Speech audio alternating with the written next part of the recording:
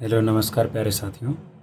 आज एडिटोरिया का 5वां सेट डिस्कस करने जा रहा हूं और इससे पहले 4 डिस्कस ऑलरेडी करा चुका हूं जो यूट्यूब पर अपलोड है।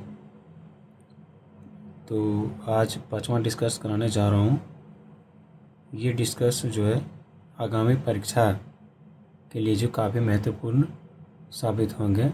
यदि आप इसको फॉलो करते हैं तो आगामी परीक्षा में आपका रिजल्ट जो है सुनिश्चित होगा। तो आइए आज 5वां सेट का जो है डिस्कस करते हैं।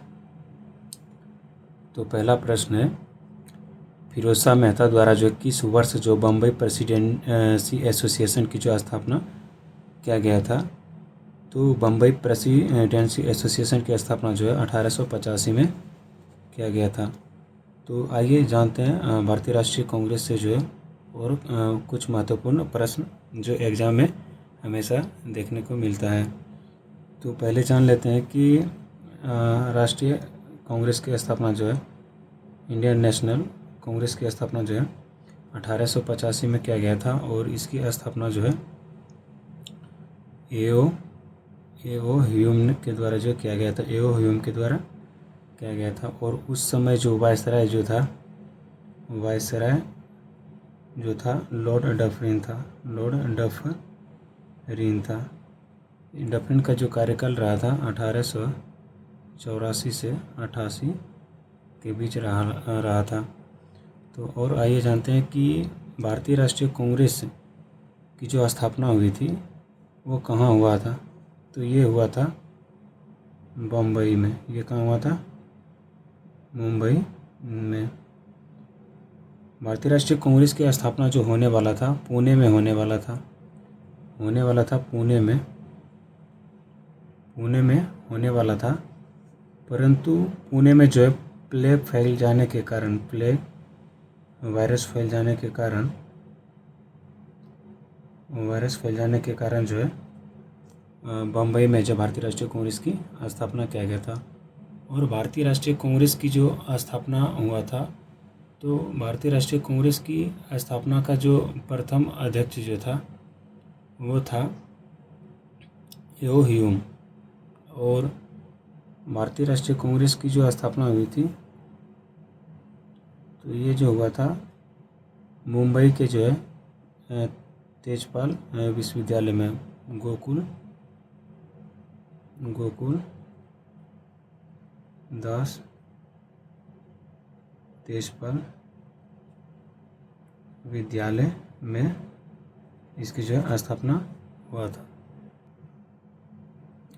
आइए जानते हैं कि भारतीय राष्ट्रीय कांग्रेस के जो प्रथम अध्यक्ष जो थे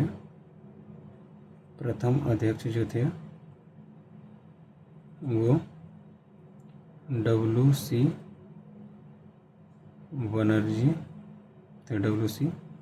बनर्जी थे। और भारतीय राष्ट्रीय कांग्रेस से जो महत्वपूर्ण प्रश्न जो बनते हैं उसको भी देख लेते हैं कि पूछेगा भारतीय राष्ट्रीय कांग्रेस के जो प्रथम मुस्लिम अध्यक्ष कौन थे। पूछेगा प्रथम मुस्लिम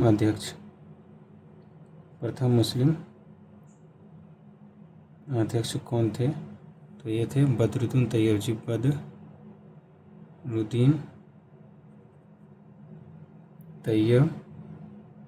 जी भारतीय राष्ट्रीय कांग्रेस के जो प्रथम मुस्लिम अध्यक्ष थे। और प्रश्न बनते हैं कि भारतीय राष्ट्रीय कांग्रेस के जो प्रथम अंग्रेज अध्यक्ष कौन थे। प्रथम अंग्रेज अध्यक्ष कौन थे। तो ये थे जॉर्ज यूले। ये जो प्रथम अंग्रेजी अध्यक्ष थे। और प्रश्न बनता है कि भारतीय राष्ट्रीय कांग्रेस के जो है किस अधिवेशन में जो है वंदे मातरम गाया गया था। तो वंदे मातरम जो गाया गया था वंदे मातरम जो गाया गया था 1896 के जो है कलकत्ता अधिवेशन में, कलकत्ता अधिवेशन में। और इसकी जो अध्यक्षता क्या क्या था, इसकी अध्यक्षता जो क्या था वो था रहीमतुल्लाह सयानी। इसकी जो अध्यक्षता किया गया था वो रहीमतुल्लाह सयानी ने जो है इनकी अध्यक्षता किया था। और एक प्रश्न बनता है कि भारतीय राष्ट्रीय कांग्रेस के जो है किस अधिवेशन में जो है राष्ट्रगान को जो है गाया गया था। राष्ट्रगान को जो है कांग्रेस के किस अधिवेशन में गाया गया था, ये भी जो था 1911 के कोलकाता अधिवेशन, 1911 के जो कोलकाता अधिवेशन में। इसकी जो अध्यक्षता जो है, इसकी जो अध्यक्षता जो किया था वो विशन नारायण धर ने किया था, विशन नारायण धर ने किया था। और प्रश्न बनता है कि भारतीय राष्ट्रीय कांग्रेस के किस अधिवेशन में जो है स्वराज शब्द का प्रयोग किया गया था। भारतीय राष्ट्रीय कांग्रेस के जो किस अधिवेशन में जो है स्वराज शब्द का प्रयोग किया गया था, तो ये था 1906 के जो है कलकत्ता अधिवेशन। और इसकी जो अध्यक्षता जो है दादा भाई नौरोजी ने किया था, दादा भाई नौरोजी ने किया था। और प्रश्न बनता है कि भारतीय राष्ट्रीय कांग्रेस की जो है प्रथम महिला अध्यक्ष, भारतीय राष्ट्रीय कांग्रेस की जो प्रथम महिला अध्यक्ष पूछे तो वो हो जाएगा एनी बेसेंट। एनी बेसेंट ने जो है 1917 के जो है कोलकाता अधिवेशन की अध्यक्षता की थी। कोलकाता अधिवेशन की अध्यक्षता जो है क्या था। यदि प्रश्न पूछे कि भारतीय राष्ट्रीय कांग्रेस के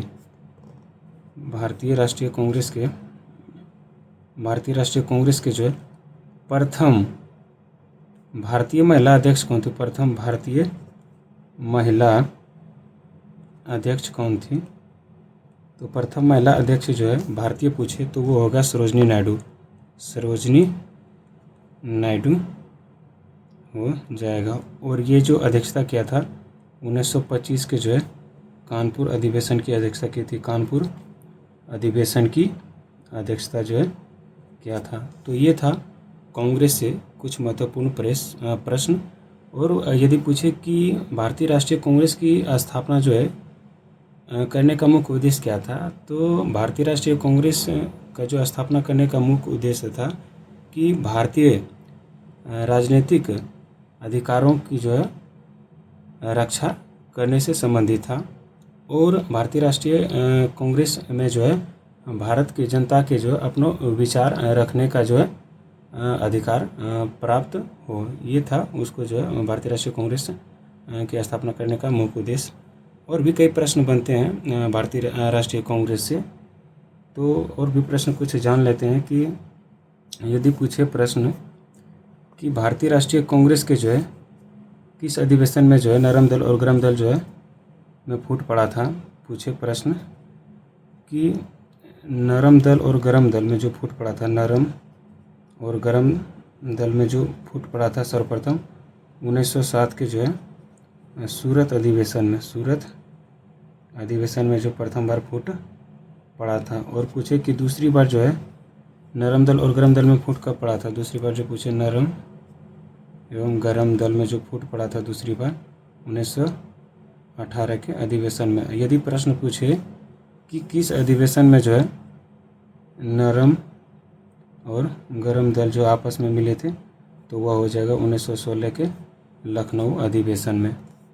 और कई प्रश्न बनते हैं, परंतु किताब में जो स्पेस न रहने के कारण दोस्तों हम यहीं तक डिस्कस करते हैं और अगला प्रश्न पर जाते हैं। तो अगला प्रश्न है दोस्तों कि मृत घाटी डेथ वैली क्यों प्रसिद्ध है। तो ये जो है अत्यधिक उष्णता के कारण, यानी कह सकते हैं कि उच्च चरम सीमा पर जो गर्मी और कम ऊंचाई क्षेत्रों पर जो है ये पाए जाते हैं। अगर पूछे कि मृत घाटी डेथ वैली जो है कहाँ स्थित है, तो ये उत्तरी अमेरिका के जो है उत्तरी अमेरिका के जो पूर्वी घाटों में पाए जाते हैं। उत्तरी अमेरिका के जो पूर्वी घाट में जो है पाए जाते हैं। और ये जो मुख्य रूप से जो है उत्तरी अमेरिका के जो है कैलिफोर्निया राज्य में जो है पाए जाते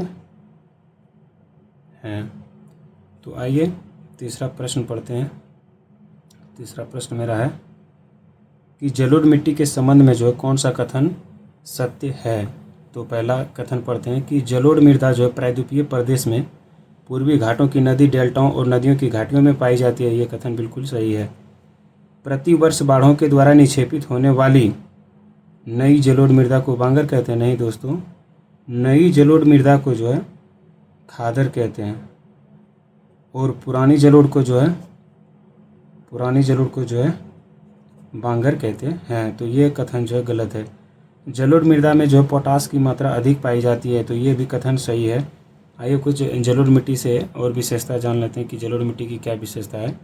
जलोढ़ मिट्टी यदि भारत में देखा जाए तो ये 43% भागों पर जो है जलोढ़ मिट्टी पाई जाती है। और जलोढ़ मिट्टी जो है उपजाऊ के लिए जो प्रसिद्ध है, उपजाऊ के लिए जो है प्रसिद्ध है। और जलोढ़ मिट्टी में मुख्य रूप से जो फसल की जाती है, जैसे हो गया धान हो गया, मक्का हो गया, चना हो गया, ये सब जो है जलोढ़ मिट्टी में जो प्रमुख फसल हैं। और जलोढ़ मिट्टी सर्वाधिक जो है यूपी में पाई जाती है। सर्वाधिक जलोढ़ मिट्टी जो है यूपी में देखने को मिलता है। और जलोढ़ मृदा में जो है पोटास की मात्रा के साथ साथ जो है नाइट्रोजन की मात्रा भी जो अधिक होती है। और फास्फोरस भी जो है अधिक मात्रा में देखने को मिलता है। तो ये था जलोढ़ मिट्टी की जो है कुछ विशेषता। अब आइए चौथा प्रश्न पढ़ते हैं। चौथा प्रश्न मेरा है कि सूर्य ग्रहण की स्थिति में क्या होता है। तो हम कुछ कोड से ट्रिक से इसको याद करते हैं। जो हमने कोड बनाए हैं वो हैं SEM, इस ट्रिक बोल सकते हैं SEM, और एक है SME, इसको भी ट्रिक से याद कर सकते हैं। ये ट्रिक का मतलब हुआ S से हुआ सन, E से हुआ अर्थ और M से हुआ मून। तो सूर्य ग्रहण की बात कर रहा है दोस्तों। तो सूर्य ग्रहण में होता क्या है कि सूर्य और पृथ्वी के बीच जब चंद्रमा आ जाता है तो ये सूर्य ग्रहण कहलाता है। हमने ट्रिक बनाए थे। और सूर्य और चंद्रमा के बीच जब पृथ्वी आ जाती है तो इसे जो है चंद्र ग्रहण कहते हैं। तो इसको आप ऐसे ट्रिक से याद कर सकते हैं। तो बोला है सूर्य ग्रहण की स्थिति में क्या होता है। तो सूर्य ग्रहण की स्थिति में जो है सूर्य और पृथ्वी के बीच चंद्रमा जब सूर्य और पृथ्वी के बीच, देखिए दोस्तों, सूर्य और पृथ्वी के बीच चंद्रमा आ गया तो यही होगा सूर्य ग्रहण। आप ऐसे ट्रिक से याद रख सकते हैं। आइए पाँचवां प्रश्न पढ़ते हैं। पाँचवां प्रश्न क्या है मेरा। पाँचवां प्रश्न है यूरेनियम के भंडार में निम्नलिखित देशों में से कौन सा देश जो है शीर्ष स्थान पर है। तो ये हो जाएगा कजाकिस्तान। यूरेनियम के लिए जो है प्रमुख है। कजाकिस्तान की बात करें, कजाकिस्तान की राजधानी जो है अस्ताना है वर्तमान में। पहले जो है नूर सुल्तान हुआ करता था और अभी जो है वर्तमान में जो अस्ताना है। और ऑस्ट्रेलिया से जो प्रश्न बनते हैं, ऑस्ट्रेलिया में दो जो क्षेत्र पाए जाते हैं, कालगुरडी और कुलगाडी, ये दोनों जो है सोना के लिए जो प्रसिद्ध है। ये दोनों क्षेत्र जो है सोना के लिए जो है प्रसिद्ध है। और यूरेनियम का जो एस्क होते हैं, यूरेनियम का जो एस्क हैं वो हैं पिच ब्लेंड। और यूरेनियम का जो परमाणु संख्या जो है 92 है। और परमाणु भार जो है 235 है। परमाणु न्यूट्रॉन जब निकालेंगे तो इसका हो जाएगा 143। न्यूट्रॉन जो है परमाणु की संख्या में से जो परमाणु द्रव्यमान को घटाते थे तो न्यूट्रॉन की संख्या निकल जाते हैं। चीन जो है कोयला में जो है शीर्ष स्थान है, और वर्तमान में देखा तो चावल में भी जो है चीन जो है प्रथम स्थान पर है। भारत जो मुख्य रूप से जो है दलहन में जो है प्रथम स्थान है, दलहन में जो है प्रथम स्थान है। चीन की राजधानी बोले तो बीजिंग हो जाएगा, बीजिंग हो जाएगा चीन की राजधानी। और चीन की मुद्रा जो है रेनमिनमी हो जाएगा, रेनमिनमी हो जाएगा चीन की मुद्रा। और ऑस्ट्रेलिया से और बात करें तो ऑस्ट्रेलिया जो है लो एस के लिए जो है प्रथम स्थान पर है। लो एस्क में जो प्रथम स्थान पर जो है ऑस्ट्रेलिया है। ऑस्ट्रेलिया की राजधानी कैनबरा हो जाएगा। और ऑस्ट्रेलिया की जो सबसे बड़ा शहर है वो सिडनी हो जाएगा दोस्तों। तो आइए अब छठा प्रश्न पढ़ते हैं। छठा प्रश्न मेरा क्या है, तो छठा प्रश्न मेरा है, देख लेते छठा प्रश्न क्या है दोस्तों। थोड़ा सा बुक को जो है स्क्रॉल कर लेते हैं। छठा प्रश्न मेरा है, छठा प्रश्न कहता है कि 10 डिग्री चैनल अंडमान को निकोबार द्वीप से अलग करता है। ये कथन में बिल्कुल सही है। डोबर जल संधि जो है इंग्लिश चैनल को जो उत्तरी सागर से अलग करता है, ये भी कथन सही है। मलक्का जल संधि जो है अंडमान सागर को दक्षिणी चीन सागर से अलग करता है, ये भी सही है। डेविस जल संधि जो है बेफिन की साड़ी को जो प्रशांत महासागर से है, नहीं दोस्तों यही गलत है और गलत ही चुनना था हमको। डेविस जल संधि जो है बेफिन को जो है अटलांटिक से, अटलांटिक को जो है जोड़ता है दोस्तों। ये था कुछ प्रश्न। तो और जान लेते हैं कि मलक्का जल संधि जो है विश्व की जो है सबसे लंबी जल संधि है। देख लेते हैं दोस्तों।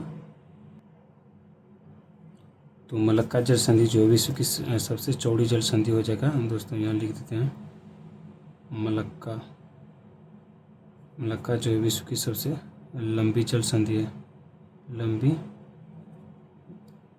जल संधि है विश्व की सबसे लंबी जल संधि है। और डेविस जल संधि पूछे तो विश्व की जो है सबसे चौड़ी जल संधि, विश्व की चौड़ी जल संधि है। तो सातवां प्रश्न क्या है, सातवां प्रश्न है ओलिव रिडले कछुआ के स्थल के रूप में जो कौन सा स्थल जो प्रचलित है, तो ये हो जाएगा भितरकनिका दोस्तों। भितरकनिका जो मुख्य रूप से जो है उड़ीसा में पाया जाता है। और कछुआ के जो कुछ प्रजाति जान लेते हैं दोस्तों। कछुआ जो है कछुआ के 4 प्रजाति पाए जाते हैं, जिसमें पहला हो गया ओलिव रिडले कछुआ, ओलिव रिडले कछुआ हो गया। दूसरा हो गया ग्रीन सी, और तीसरा हो गया लेदर बेक, ये कछुआ के प्रजाति हैं। और एक है ऑक्सबो लेक, ये जो है कछुआ के जो है प्रजाति है। और उड़ीसा में जो है सिमलीपाल भी जो उड़ीसा में ही पाया जाता है, सिमलीपाल उड़ीसा में। और नंदन कानन जो उड़ीसा में ही पाया जाता है। और एक हो गया गहीर माथा जो है उड़ीसा में ही पाया जाता है। पेरियार तो केरल में पाया जाता है। तो 8वां प्रश्न पढ़ लेते हैं दोस्तों कि किस वन क्षेत्र को जो पृथ्वी का जो फेफड़ा के रूप में जाना जाता है। तो बुक को थोड़ा स्क्रॉल कर लेते हैं दोस्तों। तो 8वां प्रश्न है कि किस वन क्षेत्र को जो पृथ्वी का फेफड़ा के रूप में जाना जाता है, तो ये हो जाएगा अमेजन वर्षा वन। और कुछ स्टैटिक प्रश्न जान लेते हैं कि पृथ्वी का फेफड़ा जो है ऑक्सीजन को भी कहा जाता है। पूछे कि पृथ्वी का कंबल किसे कहते हैं। बुक को थोड़ा स्क्रॉल कर लेते हैं। और पूछे कि पृथ्वी का कंबल, तो पृथ्वी का कंबल जो दोस्तों वायुमंडल को कहते हैं, वायुमंडल को कहते हैं। और पूछे कि पृथ्वी का सुरक्षा बल किसे कहते हैं, तो पृथ्वी का सुरक्षा बल यहाँ लिखते हैं कि पृथ्वी का सुरक्षा बॉल किसे कहते हैं, तो ये हो जाएगा ज्वालामुखी को, ज्वालामुखी को। तो ये था प्रश्न। और 9वां प्रश्न पढ़ते हैं कि निम्नलिखित में से कौन जो ओजोन परत को जो सर्वाधिक नुकसान पहुंचाता है। तो ओजोन परत को जो सर्वाधिक नुकसान पहुंचाता है वो क्लोरोफ्लोरोकार्बन हो गया। ओजोन परत से संबंधित और कुछ प्रश्न जान लेते हैं कि ओजोन परत जो है कहाँ पाए जाते हैं, ओजोन परत जो है किस मंडल में पाए जाते हैं। तो ये हो जाएगा समताप मंडल में। समताप मंडल में जो ओजोन परत पाए जाते हैं। और ओजोन परत से जो प्रश्न बनते हैं वो जान लेते हैं। ओजोन परत जो पूछेगा किसका अपरूप है, किसका अपरूप है, तो ये हो जाएगा ऑक्सीजन का। ओजोन का सूत्र पूछे, ओजोन का सूत्र हो जाएगा O3। और पूछे कि ओजोन की जो ओजोन की जो कमी किस में मापी जाती है। ओजोन की जो मापक यंत्र जो है, मापक यंत्र जो है डॉप्सन है। डॉप्सन से जो ओजोन परत की जो मोटाई मापी जाती है। और ओजोन परत से हमें जो रक्षा प्रदान करता है, पराबैंगनी किरणों से जो है रक्षा प्रदान करता है। पराबैंगनी किरणों से जो है हमें रक्षा प्रदान करता है। और ओजोन से जान लेते हैं कि ओजोन की जो गंध, ओजोन का जो गंध होती है सड़ी हुई मछली की तरह, सड़ी हुई मछली की तरह जो है ओजोन परत की जो है गंध होती है। और पूछेगा कि ओजोन छिद्र से क्या तात्पर्य है। ओजोन छिद्र से तात्पर्य है कि ओजोन की मोटाई में जो कमी आ जाना। ओजोन छिद्र से जो है क्या तात्पर्य है, ओजोन छिद्र से क्या तात्पर्य है, तो ओजोन परत में जो है ओजोन परत की जो है मोटाई में जो है मोटाई में कमी। तो ये था ओजोन परत से बनने वाले प्रश्न। और ओजोन परत के जो प्रमुख गैस हैं वो हो गए हैं जैसे कार्बन डाइऑक्साइड हो गया, मीथेन हो गया, नाइट्रस ऑक्साइड हो गए, जलवाष्प हो गए।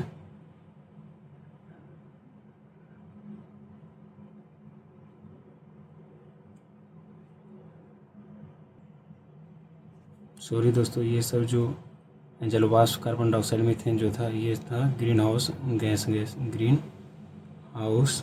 गैस है दोस्तों। और ओजोन परत के लिए एक सम्मेलन बुलाए गए थे। वो सम्मेलन जो थे मॉन्ट्रियल प्रोटोकॉल थे। मॉन्ट्रियल प्रोटोकॉल यहाँ हम लिख देते हैं मॉन्ट्रियल प्रोटोकॉल थे दोस्तों। मॉन्ट्रियल प्रोटोकॉल थे जो है 16 सितंबर 1987 को बुलाया गया था। इसलिए जो ओजोन संरक्षण दिवस जो 16 सितंबर को मनाया जाता है। तो आइए अब अगला प्रश्न पढ़ लेते हैं। 10वां प्रश्न मेरा क्या है, 10वां प्रश्न मेरा क्या है दोस्तों, देख लेते हैं।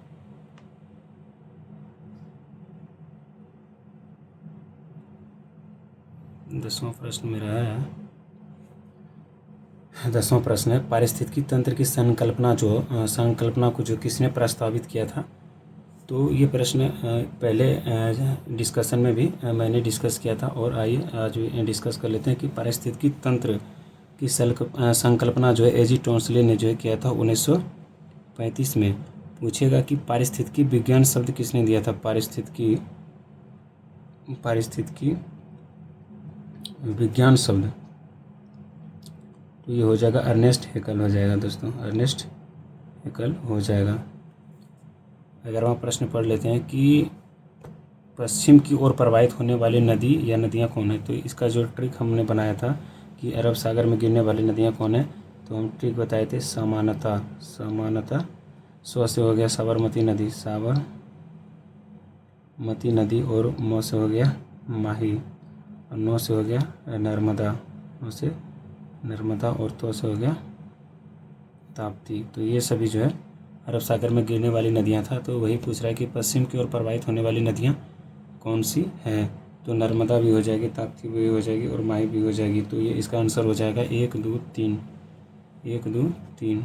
माही नदी जो पूर्वी में गिरने वाली नदी है, यानी बंगाल की खाड़ी में गिरने वाली नदी है। और जान लेते हैं कि नर्मदा की लंबाई जो है 1213 किलोमीटर है दोस्तों। और नर्मदा और ताप्ती जो है ऐश्वर्य का निर्माण करती है, यानी कि ज्वार नदमुख का जो है निर्माण करती है। और माही जो है कर्क रेखा को जो है 2 बराबर भागों में जो है काटने वाली नदी है। तो आइए, और माही नदी जो मुख्य रूप से जो माही नदी पर जो है हीराकुंड बांध स्थित है। हीराकुंड बांध जो स्थित है, जो कि उड़ीसा में पड़ता है। 12वां प्रश्न पढ़ लेते हैं कि सोडियम हाइड्रोक्साइड एवं हाइड्रोक्लोरिक अम्ल की अभिक्रिया से जो सोडियम क्लोराइड और जल बनते हैं, तो कौन सी अभिक्रिया है? तो ये हो जाएगा उदासीनीकरण अभिक्रिया। इसका रिएक्शन से समझ लेते हैं दोस्तों कि सोडियम हाइड्रोक्साइड बोला NaOH प्लस HCl, तो ये मेरा हो गया अम्ल, ये हो गया अम्ल, और ये मेरा हो गया क्षार, जिसे आप भस्म भी कह सकते हैं। जब अम्ल भस्म के साथ अभिक्रिया करता है तो ये इसका जो रिएक्शन हो जाएगा NaCl प्लस H2O। तो इसका कहने का मतलब हुआ लवण और जल बनाते हैं, लवण एवं जल जो है बनाते हैं। जब भस्म एवं अम्ल से अभिक्रिया करता है तो लवण और जल बनाते हैं। तो यही इसका प्रश्न था। और उदासीनीकरण अभिक्रिया का मतलब हुआ अम्ल एवं भस्म को जो नष्ट कर दें, उसे उदासीनीकरण अभिक्रिया कहते हैं। अब संयोजन अभिक्रिया समझ लेते हैं। संयोजन अभिक्रिया कहते हैं 2 नए पदार्थ से जो है बनकर एक नए पदार्थ का निर्माण जो होते हैं उन्हें संयोजन अभिक्रिया कहते हैं। जैसे कि कार्बन ले लीजिए और ऑक्सीजन, इसका निर्माण होगा, कार्बन डाइऑक्साइड का निर्माण होगा। H2 और O2 ले लीजिए तो इसका बन जाएगा H2O बन जाएगा। ये सभी जो है संयोजन अभिक्रिया का एग्जाम्पल है। और इसका एग्जाम्पल ले सकते हैं संयोजन अभिक्रिया के अनेकों उदाहरण हैं, जैसे S प्लस O2, तो ये बन जाएगा SO2। आइए अब अवक्षेपण अभिक्रिया समझ लेते हैं। अब अवक्षेपण अभिक्रिया में होता है कि 2 तरल पदार्थों से जो एक ठोस पदार्थ का निर्माण होते हैं, उसे अवक्षेपण अभिक्रिया कहते हैं। अवक्षेपण अभिक्रिया का एग्जाम्पल देख लेते हैं दोस्तों। अवक्षेपण अभिक्रिया का जो एक महत्वपूर्ण फेमस एग्जाम्पल है वो है NaCl प्लस AgNO3। ये सोडियम क्लोराइड हो गया और ये हो गया सोडियम क्लोराइड हो गया, और AgNO3 जब रिएक्शन करता है तो ये बनाते हैं NaNO3 प्लस AgCl। ये हो गया सिल्वर क्लोराइड। ये अवक्षेपण अभिक्रिया के जो प्रमुख एग्जाम्पल हैं। आप समझ लेते हैं कि विघटन अभिक्रिया समझ लेते हैं कि एक जटिल यौगिक 2 छोटे छोटे टुकड़ों में बांट जाते हैं, उसे जो है विघटन अभिक्रिया कहते हैं। जैसे विघटन अभिक्रिया में आप ले सकते हैं CaCO3, जब ये टूटेंगे तो कैल्शियम ऑक्साइड प्लस CO2 बनाएंगे, कार्बन डाइऑक्साइड बनाएंगे। तो ये हो गया विघटन अभिक्रिया का एग्जाम्पल था दोस्तों। आइए समझते हैं कि निम्न में से कौन सा जो ऑक्सीकरण नहीं है। निम्न में से जो कौन सा ऑक्सीकरण नहीं है, तो निम्न में से कौन सा जो ऑक्सीकरण नहीं है, तो दहन में जो ऑक्सीजन है, ऑक्सीजन की क्रिया, ऑक्सीजन नहीं होगा तो कोई भी पदार्थ जलेगा ही नहीं। भोजन का पाचन में भी जो ऑक्सीजन है, और श्वसन में भी जो है ऑक्सीकरण है। अवक्षेपण में जो है ऑक्सीकरण नहीं है। ये 14वां प्रश्न पढ़ लेते हैं कि निम्नलिखित में से कौन सा अधातु जो है विद्युत का सुचालक है। इससे पहले ये जान लेते हैं कि अधातु जो सामान्यतः जो है कुचालक होते हैं, परंतु एकमात्र अधातु है जो विद्युत का सुचालक है, वो जो है ग्रेफाइट है। और धातु जो है विद्युत का सुचालक होते हैं। तो आइए ग्रेफाइट और हीरा में कुछ अंतर देख लेते हैं, क्या है इनमें अंतर। ग्रेफाइट से बनने वाले महत्वपूर्ण प्रश्नों को देख लेते हैं। ग्रेफाइट जो है सुचालक होते हैं, ग्रेफाइट जो है सुचालक होते हैं। और ग्रेफाइट का जो आकार जो होता है षटफलकीय होता है, षटफलकीय होता है। और ग्रेफाइट का जो प्रसंकरण संख्या होते हैं, प्रसंकरण संख्या जो होते हैं वो sp2 होते हैं। और ग्रेफाइट में इलेक्ट्रॉन मुक्त होते हैं। ग्रेफाइट में जो है इलेक्ट्रॉन इलेक्ट्रॉन मुक्त होते हैं। और ग्रेफाइट का प्रयोग जो है मंदक एवं विमंदक के रूप में जो है प्रयोग करते हैं। ग्रेफाइट का प्रयोग जो मंदक एवं विमंदक के रूप में जो प्रयोग करते हैं। और हीरा जान लेते हैं कि हीरा जो है और ग्रेफाइट जो है मुलायम भी होते हैं। ग्रेफाइट जो है मुलायम होते हैं। हीरा जो है कुचालक होते हैं। हीरा जो है कुचालक होते हैं। हीरा का जो प्रसंकरण संख्या जो है sp3 होता है। हीरा जो है चतुष्फलकीय होता है। हीरा जो है चतुष्फलकीय होता है। और हीरा जो है कठोर होता है। और हीरा का आकार जो है चतुष्फलकीय होता है। और हीरा का जो अपवर्तनांक जो होता है 2.42 होता है। और हीरा में जो है इलेक्ट्रॉन मुक्त नहीं होते हैं।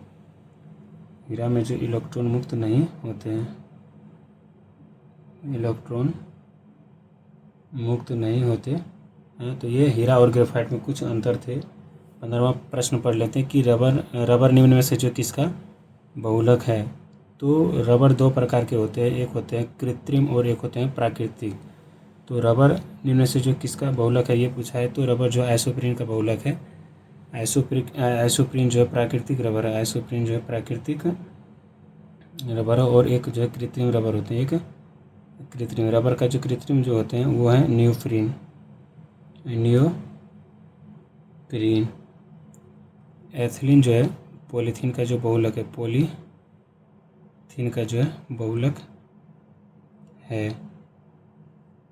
और एसिटिलीन का प्रयोग जो है वेल्डिंग के रूप में किया जाता है। और एसिटिलीन का जो फार्मूला होता है C2H2 होता है। और प्रोपीन का जो फार्मूला होता है C3H4 होता है। और एथिलीन का जो फार्मूला होता है C2H4। 16वां प्रश्न पढ़ लेते हैं। वास्तविक वस्तु जो है हमेशा सीधा प्रतिबिंब बनाने वाले दर्पण होता है। तो ये हो जाएगा समतल और उत्तल दर्पण। जान लेते हैं कि समतल और उत्तल दर्पण में जो है क्या विशेषता है। समतल और उत्तल दर्पण में हमेशा सीधा प्रतिबिंब जो बनाएंगे समतल और उत्तल ही बनाएंगे। समतल दर्पण में जो है सीधा आभासी एवं बराबर प्रतिबिंब बनेंगे। और उत्तल में जो है सीधा आभासी, उत्तल दर्पण में जो है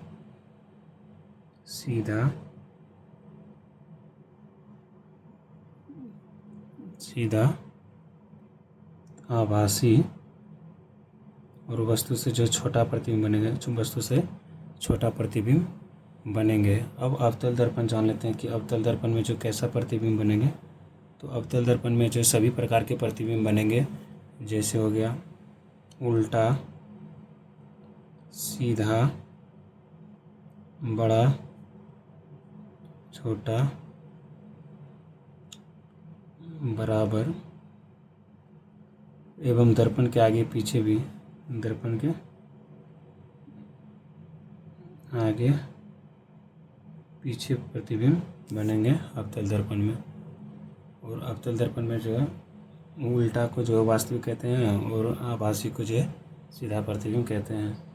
17वां प्रश्न पढ़ लेते हैं कि विद्युत चुंबक बनाने के लिए जो प्रायः किस पदार्थ के छड़ का प्रयोग करते हैं। तो चुंबक जो है दो प्रकार के होते हैं, एक होते हैं अस्थायी और एक होते हैं अस्थायी।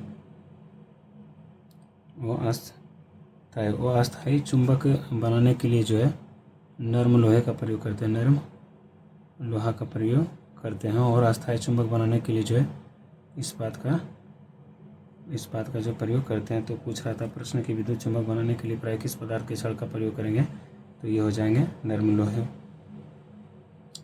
निम्नलिखित में से कौन सा मिश्रण जो पृथक्करण की विधियां हैं। 17वां प्रश्न पढ़ लेते हैं दोस्तों, क्या है। तो मिश्रण का जो पृथक्करण विधियाँ जो है रवाकरण भी हैं और आसवन भी हैं और निस्यंदन भी हैं और ऊर्ध्वपातन भी हैं। तो ये सभी जो है मिश्रण का पृथक्करण विधियाँ। अब जान लेते हैं एक एक करके जो है कि रवाकरण में जो है मुख्य रूप से जो अकार्बनिक मिश्र धातुओं को अलग किया जाता है और आसवन में जो है अशुद्ध जल का जो है शुद्ध जल बनाने के लिए जो इसका प्रयोग किया जाता है। और निस्यंदन में होता है कि छन्ना से जो पानी को अलग करने की विधि को निस्यंदन कहते हैं। तो एक एक एग्जाम्पल से समझ लेते हैं दोस्तों कि रवाकरण में जो मुख्य रूप से जो है इनका एक एक एग्जाम्पल के थ्रू से बढ़िया से समझ में आएंगे। तो रवाकरण में जो है चीनी के क्रिस्टल प्राप्त किए जाते हैं। चीनी का जो क्रिस्टल प्राप्त होते हैं वो रवाकरण का ही एग्जाम्पल है। और एक एग्जाम्पल और आप ले सकते हैं कि समुद्र के पानी से जो नमक बनाते हैं वो रवाकरण विधि के द्वारा ही, समुद्र से नमक जो प्राप्त होता है वो रवाकरण विधि के द्वारा ही होता है। तो ये रवाकरण के जो कुछ एग्जाम्पल थे। आप समझ लेते हैं कि निस्यंदन में जो है छन्ना के पत्र से जो पानी को अलग किया जाता है। या एक एग्जाम्पल और भी समझ सकते हैं कि चाय को छन्ना से जो अलग किया जाता है वो निस्यंदन ही है। और गंदे पानी को रेत से छानना, गंदे पानी को रेत से छानना ये निस्यंदन कहलाता है। आसवन से जो है आसुत जल प्राप्त करते हैं, आसुत जल प्राप्त करते हैं। और आसवन से एक और ले सकते हैं कि एल्कोहल जो प्राप्त करते हैं, एल्कोहल वो आसवन विधि के द्वारा ही प्राप्त करते हैं। ऊर्ध्वपातन से आप समझ सकते हैं जैसे कपूर हो गया, कपूर और हो गया आयोडीन फॉर्म। और ऊर्ध्वपातन का एक एग्जांपल ले सकते हैं नेफ्थलीन, ये सब जो ऊर्ध्वपातन हैं। ऊर्ध्वपातन का मतलब हुआ कि गैस से बिना द्रव अवस्था में डायरेक्ट ठोस अवस्था में चले जाने को जो ऊर्ध्वपातन कहते हैं। गैस से डायरेक्ट ठोस में बदल जाना है ऊर्ध्वपातित कहलाता है। और ठोस से सीधा गैस में आ जाना दोस्तों ऊर्ध्वपातन को जो है गैस से डायरेक्ट ठोस में बनना जो ऊर्ध्वपातन कहलाता है। और ठोस से डायरेक्ट गैस में जो कन्वर्ट होना जो है निक्षेपण कहलाता है, निक्षेपण कहलाता है। तो ये थे कुछ एग्जाम्पल। मनुष्य में जो है मादा जनन अंग से जो किस हार्मोन का स्राव होता है तो एस्ट्रोजन, प्रोजेस्टेरोन और रिलैक्सन, ये सभी जो है मादा जनन हार्मोन हैं। आप एक एक करके जानते हैं विशेषता कि एस्ट्रोजन का क्या काम है और रिलैक्सन का क्या काम है और प्रोजेस्टेरोन का क्या काम है। तो एस्ट्रोजन का जो प्रमुख कार्य है जो है यौन और मासिक चक्र को जो नियंत्रित करने में जो इनकी महत्वपूर्ण विशेषता है। मासिक चक्र को जो है नियंत्रण में करता है एस्ट्रोजन। और प्रोजेस्टेरोन से समझते हैं कि प्रोजेस्टेरोन जो है गर्भावस्था एवं भ्रूण का विकास में जो मदद करता है। गर्भाशय एवं भ्रूण विकास में जो है मदद करते हैं। रिलैक्सिन हार्मोन जो है पैल्विक जोड़े और गर्भाशय को ढीला करता है। पैल्विक जोड़े एवं गर्भाशय को चौड़ा करता है। और मादा के जो प्रमुख हार्मोन जो हैं ऑक्सीटोसिन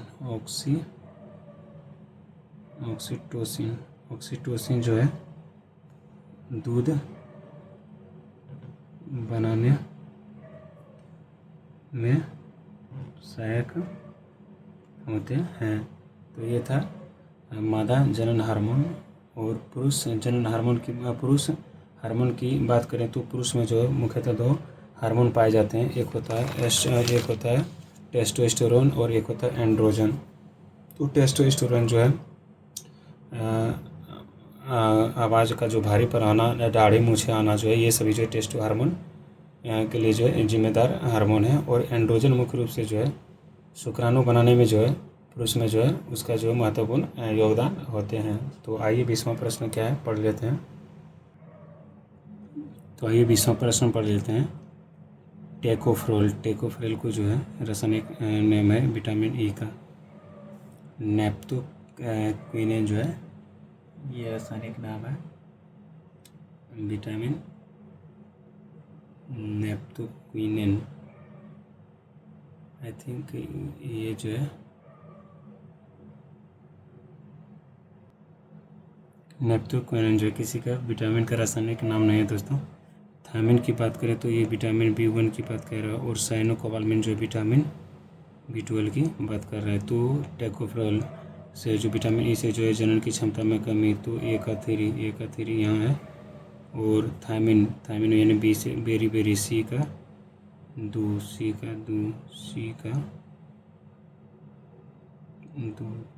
बी का तीन दोस्तों। ए का जो है तीन यहाँ दो में मैच कर जा रहे हैं दोस्तों। तो देखते हैं सी का टू तो यहाँ एक ही ऑप्शन में जो मैच कर रहा है। तो आइए और जान लेते हैं कि विटामिन B1 से जो बेरी होता है साइनोकोबालामिन जो है चोट लगने पर जो रक्त के थक्का न जमने से जो अधिक रक्तस्राव हो जाता है। और नेप्टोक्विनेन से जो है तंत्र की जो है गड़बड़ियाँ हो जाती हैं। तो आइए और कुछ विटामिन का जो रासायनिक नेम महत्वपूर्ण होते हैं उसको भी एक नज़र में देख लेते हैं दोस्तों, क्योंकि एग्ज़ाम के पॉइंट ऑफ व्यू से काफ़ी महत्वपूर्ण हैं। जैसे कि विटामिन ए का बोले तो विटामिन ए का जो रासायनिक नेम है वो रेटिनॉल है दोस्तों, रेटिनॉल हो जाएगा। और विटामिन सी का पूछे तो विटामिन सी को जो है एस्कॉर्बिक एसिड कहते हैं, एस्कॉर्बिक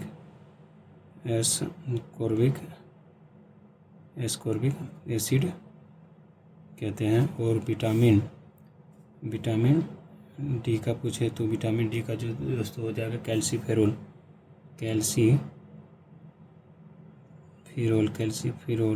और विटामिन ई का तो टेकोफ्रेल हो ही गया। विटामिन के का पूछे तो फाइलोक्विनेन।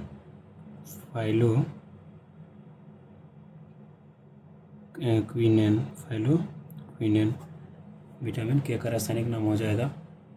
और विटामिन B1 का तो थायमिन हो ही गया दोस्तों। और विटामिन B2 को जो है राइबोफ्लोविन कहते हैं। विटामिन B2 का रासायनिक नाम है। और विटामिन B3 का जो रासायनिक नाम पूछे तो वो नियासिन हो जाएगा। और विटामिन विटामिन B5 का पूछे तो हो जाएगा पेंटोथेनिक एसिड हो जाएगा दोस्तों, पेंटोथेनिक एसिड हो जाएगा। और विटामिन B7 पूछे तो ये हो जाएगा बायोटीन। और विटामिन B9 पूछे तो ये हो जाएगा फोलिक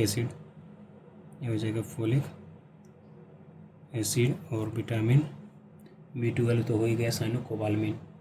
तो ये था कुछ विटामिन का जो रासायनिक नाम दोस्तों जो एग्जाम के पॉइंट ऑफ व्यू से काफ़ी महत्वपूर्ण होते हैं। तो आइए अगला प्रश्न पढ़ लेते हैं। अमीबा में भोजन का जो अंतर्ग्रहण किसके द्वारा होता है? तो ये कुटपाथ के द्वारा होता है। अमीबा और पैरामीशियम एवं युगलिना ये सभी जो एकोशिकीय जीव है। और ये सभी जो है प्रोटिस्टा के अंतर्गत आते हैं, प्रोटिस्टा के अंतर्गत आने वाले जीव हैं। तो और यदि पूछे कि अमीबा का जो आकार जो अनिश्चित होता है, अमीबा जो प्राणी समपोषीय जीव हैं। और पूछे कि पैरामीशियम का जो आगे बढ़ने वाले पैरामीशियम जो है आगे बढ़ता है सीलिया की मदद से। पैरामीशियम जो आगे बढ़ने में जो उनको मदद करता है आगे बढ़ने में, तो वो सीलिया के द्वारा जो आगे बढ़ते हैं। और युगलिना जो आगे बढ़ते हैं वो जो है फ्लैजला के माध्यम से जो आगे बढ़ते हैं। और अमीबा में जो पाचन होता है वो जो है रसधानी में होता है दोस्तों, रसधानी में होता है। और अमीबा में जो जनन होता है, अमीबा में जनन जो होता है द्विविखंडन विधि के द्वारा जो अमीबा में जो जनन होता है। तो अगला प्रश्न है कि निम्नलिखित में से कौन ऊर्जा का मात्रक है। ऊर्जा का मात्रक ऐसे जूल होता है, और ऊर्जा का जो सीजीएस मात्रक अर्ग होता है, और एक अर्ग बराबर जो होता है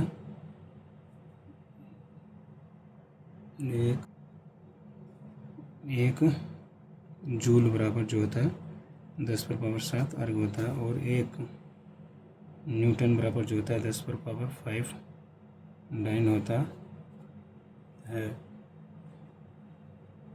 और न्यूटन प्रति मीटर जो एसआई मात्रक है वो पृष्ठ तनाव का एसआई मात्रक है। आइए 23वां प्रश्न पढ़ते हैं। संविधान के जो है किस भाग में जो सहकारी समिति का जो उपबंध है, सहकारी समिति का उपबंध जो है भाग 9 के जो है खो में देखने को मिलता है। संविधान के जो है सहकारी समिति, और इससे कुछ प्रश्न जान लेते हैं कि भाग 9 में जो है पंचायती राज्य का चर्चा, पंचायती राज्य की जो है चर्चा है। भाग 10 में जो है अनुसूचित जाति एवं जनजाति का जो प्रशासन की जो है विशेष प्रावधान किया गया है। भाग 9 के को में जो है नगर पालिका का जिक्र मिलता है। और भारतीय संविधान में जो पंचायती राज का जो है 73वां संविधान संशोधन 1993 के द्वारा जोड़ा गया था। और नगर पालिका को जो है 74वां संविधान संशोधन 1993 के द्वारा ही जोड़ा गया था। और भाग 9 के खो को जो है 57वां संविधान संशोधन 2011 के द्वारा जोड़ा गया था। अब इसके जो अनुच्छेद हैं उनको जान लेते हैं कि पंचायती राज्य का जो जिक्र जो है अनुच्छेद 243 के ए से लेकर जो 243 के ओ तक जिक्र मिलता है। और नगर पालिका का जिक्र जो है आर्टिकल 243 के जो है पी से लेकर जो है 243 के जो है जड़ जी तक देखने को मिलता है। और नगर सहकारिता की बात करें, सहकारी समिति की बात करें तो आर्टिकल 243 के जड़ एच से आर्टिकल 243 के जड़ एच से लेकर जड़ टी तक देखने को मिलता है। और पूछे कि संविधान के किस अनुसूची में जो पंचायती राज का जिक्र मिलता है, तो 11वीं अनुसूची में जो है 11वीं में जो पंचायती राज का जो गठन किया गया है। और पूछे कि नगर पालिका का जिक्र जो किस अनुसूची में देखने को मिलता है, तो 12वीं अनुसूची में देखने को मिलता है। 12वीं अनुसूची में देखने को मिलता है। 12वीं अनुसूची में देखने को मिलता है। तो आइए अगला प्रश्न पढ़ लेते हैं। क्या है? निम्नलिखित कथनों पर विचार कीजिए। उच्चतम न्यायालय जो है 6 प्रकार के रीट जारी करता है, जबकि उच्च न्यायालय 5 प्रकार के नहीं। दोनों जो रीट जारी करते हैं वो 5 प्रकार के रीट जारी करते हैं, चाहे उच्च न्यायालय हो या उच्चतम न्यायालय हो। आर्टिकल 32 के तहत जो सर्वोच्च न्यायालय रीट जारी करता है, जबकि आर्टिकल 226 के तहत जो है उच्च न्यायालय रीट जारी करता है। ये कथन बिल्कुल सही है। तो पूछा था कौन सा कथन सही है, तो केवल 2 कथन जो है सही हो जाएंगे। और जो 5 प्रकार के रीट हैं वो कौन कौन से हैं उनको भी एक नज़र में देख लेते हैं। तो पहला हो जाएगा बंदी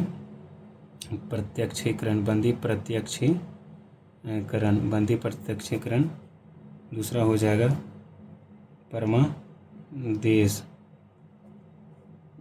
और तीसरा हो जाएगा उत्प्रेषण, और चौथा हो जाएगा निषेध।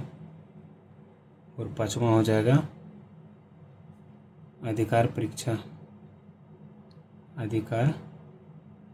परीक्षा। और इनकी जो प्रमुख बंदी प्रत्यक्षीकरण में जो होता है कि गिरफ्तार किए हुए व्यक्तियों को जो 24 घंटा में जो कोर्ट में जो है डिस्ट्रिक्ट कोर्ट में जो प्रस्तुत करना होता है, और परमादेश में होता है कि अधिकारियों को जो आदेश देता है, जितने भी अधिकारी होते हैं। और उत्प्रेषण में होता है कि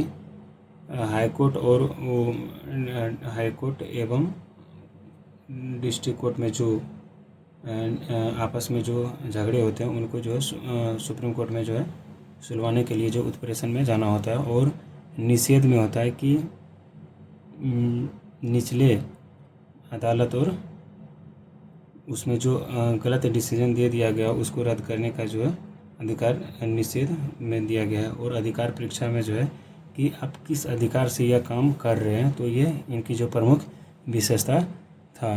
तो आइए अब 25वां प्रश्न पढ़ते हैं कि 25वां प्रश्न में क्या है। मौलिक कर्तव्य के संबंध में निम्नलिखित कथन पर सही करें, कौन सा कथन सही है। तो मौलिक कर्तव्य को जो है रूस के संविधान से लिया गया है, और मौलिक कर्तव्य का जिक्र जो है भाग 4 के क में जो है 51 के क तक है। और मौलिक कर्तव्य को जो है, और इसकी कथन से जान लेते हैं। मौलिक कर्तव्य को जो है सरदार स्वर्ण सिंह समिति के सुझाव पर जो भारतीय संविधान में जो मौलिक कर्तव्य को जोड़ा गया था, ये कथन जो है बिल्कुल सही है। सरदार स्वर्ण सिंह समिति ने जो है संविधान में जो 8 मूल कर्तव्यों को जोड़ने का सुझाव दिया था, ये भी कथन सही है। 42वां संविधान संशोधन के द्वारा जो 10 मौलिक कर्तव्य को जो है संविधान में जोड़ा गया था, ये भी कथन सही है। वर्तमान में भारतीय संविधान में जो है 12 मौलिक कर्तव्य को समाहित किया गया, नहीं 11 मौलिक कर्तव्य को समाहित किया गया। तो निम्नलिखित में से पूछा था कि कौन सा कथन सही है, तो मेरा 1, 2, 3 हो जाएगा दोस्तों, 1, 2, 3 हो जाएगा।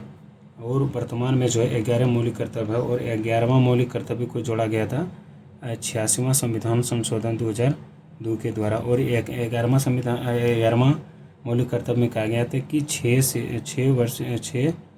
या 14 वर्ष से कम आयु के बच्चे को 6 वर्ष या 14 वर्ष के कम आयु के बच्चे को जो है शिक्षा दिलाना है, शिक्षा देना है। तो 11वां मौलिक कर्तव्य में ये था। और 42वां संविधान संशोधन जो हुआ था 1976 में जो है 10 मौलिक कर्तव्य जोड़े गए थे, 10 मौलिक कर्तव्य जोड़े गए थे। एक आध दिन जो है किसी दिन जो है 11 मौलिक कर्तव्य को जो याद कर लेंगे। अभी फ़िलहाल 2-4 जो मुख्य इम्पोर्टेंट मौलिक अधिकार है हम उनको बोल देते हैं। कि पहला में कहा गया है कि भारतीय संविधान का जो पालन करना है और राष्ट्रीय ध्वज के प्रति आस्था रखना है। और मौलिक कर्तव्य 2 में कहा गया है कि जो है भारतीय स्वतंत्रता सेनानी को जो आदर्श मानना है। और तीसरा में कहा गया है कि संप्रभुता, अखंडता और एकता को जो है बनाए रखना है। और चौथा मौलिक कर्तव्य में जो है रक्षा को जो है सुरक्षा प्रदान करना है। और छठा में जो है संस्कृति को जो है सुरक्षा प्रदान करना है, संस्कृति या गौरवशाली संस्कृति को जो है रक्षा करना है। और 5वां में जो है समानता और भ्रातृत्व के बीच समान भाईचारे को जो है आपस में बनाए रखना है। और 7वां मौलिक कर्तव्य में जो पर्यावरण को जो सुरक्षा प्रदान करना है। और 8वां मौलिक कर्तव्य में जो है मानवता और विज्ञान समाजवादी को जो है बढ़ावा देना है। और 9वां मौलिक कर्तव्य में सार्वजनिक संपत्ति की सुरक्षा प्रदान करना है। और 10वां में जो है सामूहिक गतिविधियों को जो है सुरक्षा प्रदान करना है। और 11वां मौलिक कर्तव्य जो है शिक्षा प्रावधान से संबंधित है। ये था कुछ 11 मौलिक कर्तव्य जिनको हमने शॉर्ट में बोलने का कोशिश किया, क्योंकि बुक में स्पेस नहीं है जो हम लिख सकें। तो आइए 26वां प्रश्न को पढ़ते हैं। 26वां प्रश्न मेरा बुक को पहले सीधा कर लेते हैं दोस्तों। 1919 के जो भारत शासन अधिनियम के जो निम्नलिखित में से कौन सी जो प्रमुख विशेषता है केंद्र और प्रांतों को जो विधायी शक्ति का हस्तांतरण किया गया था, ये कथन बिल्कुल सही है। प्रांतों की कार्यकारिणी सरकार में जो द्वैध शासन की व्यवस्था किया गया था, ये भी कथन सही है। इसके तहत जो पहली बार जो केंद्रीय बजट को जो राज्य बजट से अलग किया गया, ये भी कथन जो है सही है। बिल्कुल तीनों कथन सही है। और जान लेते हैं कि भारत प्रसिद्ध 1919 के अधिनियम को जो मोंटेग्यू चेम्सफोर्ड सुधार भी कहते हैं, मोंटेग्यू चेम्सफोर्ड सुधार भी कहते हैं। और 1919 के अधिनियम के तहत ही जो है 1926 में जो है यूपीएससी का जो है गठन किया गया था। और 1919 के अधिनियम में जो है पूरक प्रश्न पूछने का जो है अधिकार प्राप्त हुआ था। और इसमें ही जो है विधान सभा और विधान परिषद में जो है संख्या का जो बढ़ाया गया था। विधान परिषद में जो संख्या को बढ़ाया गया था। और 1919 के अधिनियम के तहत ही जो है प्रत्यक्ष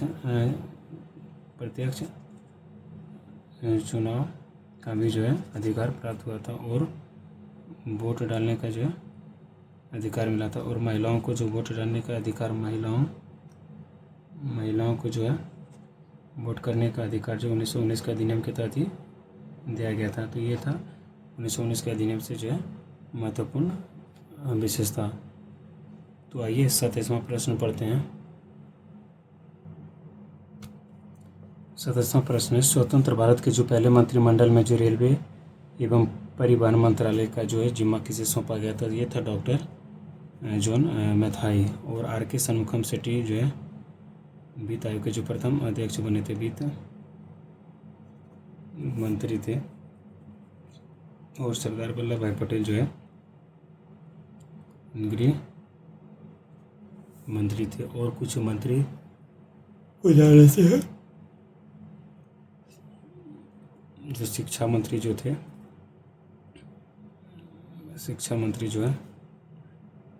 मौलाना अबुल कलाम आज़ाद थे। और रक्षा मंत्री जो है बलदेव सिंह थे। और स्वास्थ्य मंत्री जो है अमृता कौर थे। स्वास्थ्य मंत्री जो है अमृता कौर थे। और खाद्य मंत्री जो है डॉक्टर राजेंद्र प्रसाद थे। खाद्य मंत्री जो है राजेंद्र प्रसाद थे। ये स्वतंत्र मंत्रिमंडल के जो कुछ मंत्री थे। 28वां प्रश्न पढ़ लेते कि निम्नलिखित में से कौन सा राज्य के नीति निर्देशक सिद्धांत नहीं है? राज्य के नीति निर्देशक सिद्धांत बोले तो ये भाग 4 में जो है और आर्टिकल 36 से लेकर 51 तक इनका जिक्र है। और इसको जो है आयरलैंड के संविधान से लिया गया है। राज्य के नीति निर्देशक को जो आयरलैंड के संविधान से जो है लिया गया है। तो आइए ऑप्शन पढ़ लेते हैं कि कुटीर उद्योगों का विकास करना। तो कुटीर उद्योगों का विकास जो है आर्टिकल 43 में है। ये तो डीपीएसपी के अंतर्गत आ गया। आजीविकों के पर्याप्त साधनों का अधिकार, ये 39 के जो है ये में है। अल्पसंख्यक की भाषा एवं लिपि या संस्कृति संरक्षण जो आर्टिकल 29 में है, जो कि मौलिक अधिकार है। तो यही ऑप्शन जो है डीपीएसपी के अंतर्गत नहीं आएगा। अगला ऑप्शन पढ़ लेते हैं। राज्य पोषण और जीवन स्तर को बढ़ाने और सार्वजनिक स्वास्थ्य के सुधार करने का प्रयास है। इसकी चर्चा जो आर्टिकल 47 में, जो कि डीपीएसपी है। तो आइए अगला प्रश्न पढ़ते हैं। अगला प्रश्न क्या है? लॉर्ड डलहौजी के शासनकाल में जो लागू व्यापकता सिद्धांत के कारण जो ब्रिटिश साम्राज्य में जो शामिल किए गए राज्य की सूची में जो शामिल नहीं है, तो ये अवध हो जाएगा। क्योंकि अवध को जो कुशासन का आरोप लगाया गया था दोस्तों, कुशासन के आरोप लगाकर जो छीन लिया गया था, आरोप लगा था। अब जान लेते हैं कि व्यापकता सिद्धांत के तहत जो है कौन कौन से जो है प्रांतों को जो है हड़प लिया गया था डलहौजी ने। तो सतारा जान लेते हैं। सतारा को जो 1848 में जो है हड़प लिया गया था। अगर बाघाट की बात करें तो 1850 में। और झांसी की बात करें तो 1853 में। और कुछ राज्य कुछ प्रांत थे उसको देख लेते हैं एक नज़र में, जैसे कि जोधपुर और ये जोधपुर एवं संभलपुर बोलेगा तो ये दोनों को जो 1849 में जो है हड़प लिया था। और झांसी तो 1853 हो गया। और अगर पूछे नागपुर को तो 1854 में नागपुर को हड़पा था 1854 में। और पूछेगा कि करनौली को जो है कब हड़पा था, करौली को जो है 1855 में, करौली को जो है 1855 में जो हड़प लिया था। तो ये कुछ महत्वपूर्ण प्रांत थे जिसको जो डलहौजी ने जो है हड़प लिया था। तो 30वां प्रश्न पढ़ते हैं कि सामाजिक धार्मिक सुधार आंदोलन के दौरान बाल विवाह रोकने के लिए जो शारदा अधिनियम जो कब पारित किया गया था। तो शारदा अधिनियम जो पारित किया गया था 1929 में पारित किया गया था। और शारदा अधिनियम में यह प्रावधान रखा था कि लड़की की जो आयु जो है 14 वर्ष होंगे और लड़का का आयु जो है 18 वर्ष होंगे। बाद में जो है इसमें सुधार किया गया था। तो इसको जो सुधार किया गया था तो वो आया था 1977 में। इनको सुधार किया गया था 1977 में। और इसमें कहा गया था कि लड़की की आयु जो है 18 वर्ष होंगे और लड़का का आयु जो है 21 वर्ष होंगे। आगे चलकर इसमें सुधार किया गया था। नेटिव मेरिट एक्ट बोले तो 1872 में आया था दोस्तों। तो आइए अब 31वां प्रश्न पढ़ लेते हैं कि भारत में हुए किसान आंदोलन में जो प्रथम भारतीय किसान स्कूल की स्थापना जो है किसके द्वारा की गई थी। तो ये एन जी रंगा के द्वारा किया गया था। अली राम सीताराम राजू की बात करें तो ये रंपा विद्रोह के नेता थे। रंपा विद्रोह के जो है नेता थे। जो रंपा विद्रोह हुआ था 1916 में हुआ था आंध्र प्रदेश में।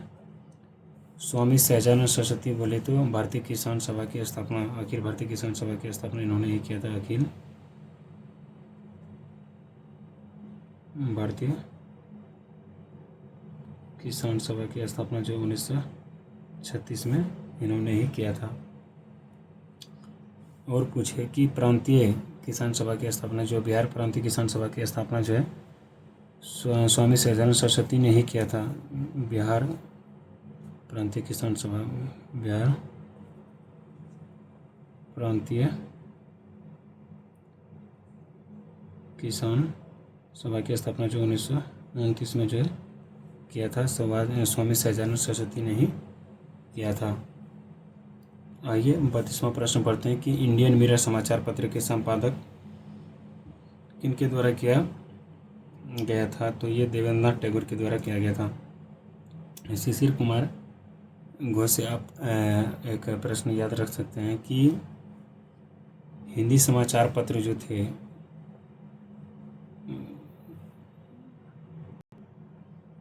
शिशिर कुमार घोष से आप एक प्रश्न याद रख सकते हैं कि अमृत बाजार पत्रिका के संपादक जो है शिशिर कुमार घोष एवं मोतीलाल घोष ही थे। जुगल किशोर से आप एक प्रश्न याद रख सकते हैं कि भारत का जो प्रथम हिंदी समाचार पत्र था उदंत मारतंड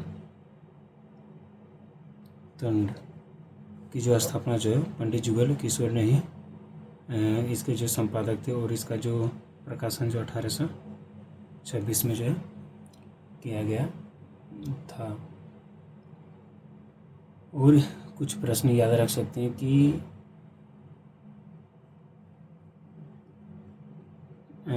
भारत का जो प्रथम समाचार पत्र जो था बंगाल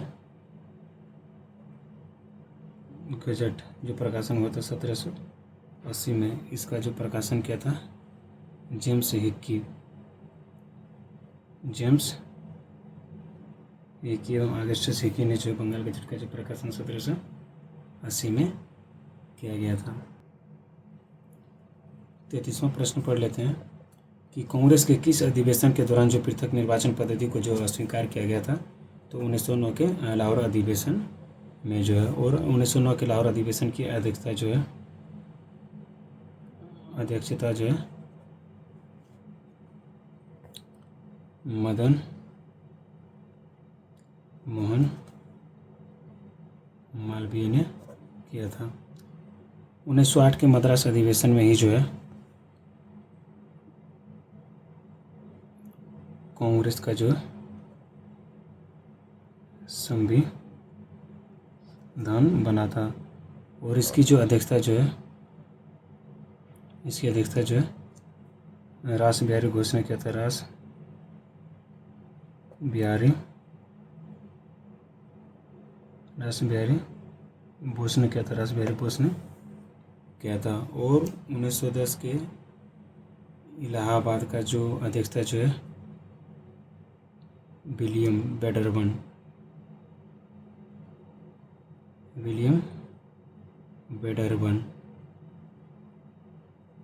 ने किया था। और इलाहाबाद में यह था कि नरम और गरम दल में जो मतभेद हुआ था उसको मिलाने का प्रयास किया गया था।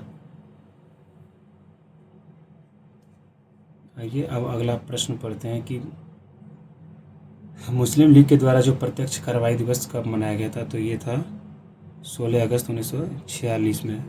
मुस्लिम लीग ने जो प्रत्यक्ष कार्रवाई दिवस इसलिए मनाया था क्योंकि इसे जो है इन्होंने जो है अलग राष्ट्र का मांग किया था, जो पाकिस्तान आगे चलकर जो है इनको अलग राष्ट्र के रूप में जो है मिल भी गया था। उसी की खुशी में जो है 16 अगस्त 1946 को जो है प्रत्यक्ष कार्रवाई दिवस मनाया गया था। और एक प्रश्न और बनता है कि मुस्लिम लीग ने जो मुक्ति दिवस कब मनाया था। मुस्लिम लीग ने जो मुक्ति दिवस कब मनाया था, तो ये हो जाएगा 22 दिसंबर 1939 को मनाया था। और मुक्ति दिवस इसलिए मनाया था क्योंकि इसमें जो राष्ट्रीय कांग्रेस के जो जितने भी अध्यक्ष थे उन्होंने जो है पद से जो है इस्तीफा दे दिया था, तो उसी की खुशी में जो है मुस्लिम लीग ने जो है मुक्ति दिवस जो है मनाया था 22 दिसंबर 1939 में। तो आइए 35वां प्रश्न पढ़ते हैं कि निम्नलिखित में से कौन सा कथन जो है जालियांवाला बाग कांड के संबंध में जो है सही नहीं है। तो ऑप्शन पढ़ लेते हैं। जालियांवाला बाग कांड की जांच के लिए जो है हंटर समिति का गठन किया गया था, ये तो बिल्कुल कथन सही है। सैफुद्दीन किचलू और डॉक्टर सत्यपाल की गिरफ्तारी के विरोध में जो सभा का आयोजन किया गया था, ये भी सही है। इसके उपरांत जो गांधी जी ने जो केसर हिंद की उपाधि लौटा दी थी, ये भी सही है। इसी के उपरांत गांधी जी ने जो सत्याग्रह का जो प्रथम सफल प्रयोग किया था, तो ये गलत है दोस्तों। आप लोग को ऑप्शन नहीं दिख रहा था, सॉरी। बुक को थोड़ा आगे करते हैं, एक बार फिर से ऑप्शन को जो पढ़ देते हैं। प्रश्न यह था कि निम्नलिखित में से कौन सा जो जालियांवाला बाग के कांड के संबंध में जो सही नहीं है। तो जालियांवाला बाग के कांड की जांच के लिए जो हंटर कमेटी का गठन 1919 में किया गया था, 1919 में जो है किया गया था, ये कथन जो है बिल्कुल सही है। सैफुद्दीन किचलू और डॉक्टर सत्यपाल की गिरफ्तारी के विरोध में जो सभा का आयोजन किया गया था, ये भी कथन सही है। इसके उपरांत जो है गांधी जी ने जो केसर हिंद की उपाधि लौटा दी थी, और रविंद्रनाथ टैगोर ने जो है नाइटहुड की उपाधि जो है जालियांवाला बाग हत्याकांड के ही विरोध में ही जो है अपना उपाधि लौटा दिया था। डी प्रश्न में क्या है, इसके उपरांत गांधी जी ने जो सत्याग्रह का जो प्रथम सफल प्रयोग किया था, गलत बात है। सत्याग्रह का जो प्रथम सफल जो प्रयोग किया गया था 1917 के जो चंपारण सत्याग्रह में किया गया था दोस्तों, चंपारण सत्याग्रह में किया गया था, तो यही कथन गलत है। अब समझ लेते कि जालियांवाला बाग कांड जो हुआ था 13 अप्रैल 1919 को हुआ था। उस समय जो वहाँ के जो अधिकारी थे आर डायर थे, और आर डायर ने ही जो है आदेश दिया था कि गोली चलाओ। तो गोली चलाने वाला था ओ डायर, तो गोली ओ डायर चलाया था। ओ डायर को ही जो है उधम सिंह ने जो 1940 में जो है जाकर उसे गोली मार दिया था। तो 36वां प्रश्न क्या है कि भारत में चांदी सर्वप्रथम जो किस काल में पाई गई थी, तो ये हड़प्पा काल में जो है पाया गया था। हड़प्पा काल में जो प्रमुख जो आयात और निर्यात के लिए जो व्यापार के लिए जो प्रसिद्ध थे वो थे जैसे अफगानिस्तान हो गया, मैक्सिको हो गया, मेसोपोटामिया हो गया, और राजस्थान की जो खेतड़ी हो गया, ये सब जो है हड़प्पाकालीन व्यापार स्थल थे। इससे जो प्रमुख आयात, जैसे अफगानिस्तान से जो है चांदी का व्यापार क्या करता था, अफगानिस्तान से जो चांदी का व्यापार क्या करता था, और मेसोपोटामिया से जो सीसा का व्यापार किया करता था, मेसोपोटामिया से सीसा का व्यापार क्या करता था, और टीना जो है ईरान से व्यापार करता था, टीना जो है ईरान से जो है व्यापार होता था, और तांबा जो राजस्थान के जो खितरी से जो है इनका जो व्यापार होता था। तो ये था हड़प्पा स्थल जिसे जो है व्यापार किए जाते थे। तो अगला प्रश्न पढ़ लेते हैं, क्या है दोस्तों, बुक को सीधा कर लेते हैं। तो अगला प्रश्न है, किस शासक ने जो शिला द्वितीय की उपाधि धारण की थी, तो ये हर्षवर्धन ने किया था। हर्षवर्धन ने जो है तीन पुस्तक लिखे थे, जिनका ट्रिक है नाग रत्न प्रिय। इसको आप ऐसे याद जा सकते हैं, नाग से जो है रख सकते हैं, नाग से जो नागा,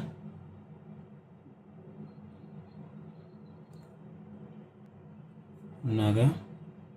नैन पुस्तक की रचना जो हर्षवर्धन ने की थी, रत्नावली पुस्तक की रचना जो हर्षवर्धन ने की थी, प्रियदर्शिका पुस्तक की रचना जो है हर्षवर्धन ने किया था। हर्षवर्धन के जो दरबारी कवि थे बाणभट्ट थे। हर्षवर्धन के जो दरबारी कवि जो है बाणभट्ट थे। हर्षवर्धन के जो दरबारी कवि जो है बाणभट्ट थे, जिन्होंने 2 पुस्तक लिखा था। एक लिखा था हर्ष चरित और एक कादम्बली। ये जो है बाणभट्ट ने जो है इसकी रचना किया था। बाणभट्ट जो हर्षवर्धन के दरबारी कवि थे, और हर्षवर्धन के दरबार में ही जो है चीनी यात्री जो है वेनसंग आए थे। चीनी यात्री जो है वेनसंग जो है हर्षवर्धन के दरबार में ही आए थे, और वेनसंग ने जो पुस्तक लिखा था CU की, और वेनसंग को जो है यात्रियों का राजकुमार कहते हैं, यात्रियों का राजकुमार कहते हैं, और नीतियों का पंडित भी कहते हैं। नीतियों का पंडित जो है वेनसंग को ही कहते हैं। और कनिष्क के दरबारी कवि जो थे, इसको भी ट्रिक से याद कर लेते हैं। ABC पास नाग। इसे देखिए, ए से जो हो गया अश्वघोष, बी से हो गया वसुमित्र, सी से हो गया चरक, पी से हो गया पार्श्वनाथ, और नाग से हो गया नागसेन। ये सभी जो है कनिष्क के जो है दरबारी कवि थे। और अशोक के बारे में जान लेते हैं कि अशोक का जो नाम अशोक मिलता है वो भब्रू शिवला। अशोक का नाम जो अशोक मिलता है वो 4 गो अभिलेख हैं, जैसे नेटूर, उदय गुलाम, और ये जो है अशोक, ये अभिलेखों में जो अशोक का नाम अशोक मिलता है। और अशोक को जो है मगध का जो सम्राट बताया गया था वो भब्रू अभिलेख में ही बताया गया था। भब्रू अभिलेख में जो अशोक को जो मगध का सम्राट बताया गया था, भब्रू अभिलेख में। समुद्रगुप्त को जो है भारत का नेपोलियन कहते हैं। आइए 38वां प्रश्न क्या है, निम्नलिखित में से जो किस संत को जो कृष्ण एवं विष्णु का जो अवतार माना गया है, कृष्ण एवं विष्णु का अवतार जो माना गया है वो चैतन्य महाप्रभु को माना गया है। दादू दयाल से आप एक प्रश्न याद रख सकते हैं कि निपक आंदोलन के जो नेता थे वो दादू दयाल ही थे। मीराबाई से आप याद रख सकते हैं कि मीराबाई का जन्म जो है 1498 में हुआ था, और मृत्यु जो है 1546 में हुआ था। और मीराबाई जो कृष्ण भक्त थे, कृष्ण भक्त को ही जो अपना पति मान लिए थे।